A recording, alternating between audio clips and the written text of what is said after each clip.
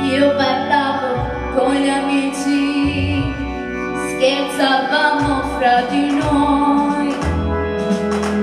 E tu, e tu, e tu sei arrivato,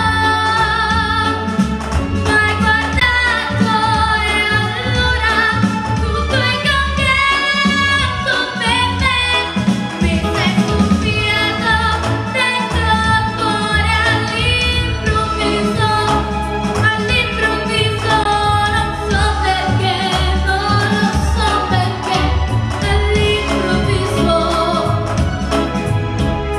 Sarà perché mi hai guardato come nessuno mi ha guardato mai. Mi sento viva all'improvviso per te. Ora io non ho capito ancora, non so come può finire quello che succederà. Ma tu l'hai capito, ho visto eri cambiato anche tu. Ti sei scoppiato dentro il cuore all'improvviso, non so perché, non lo so.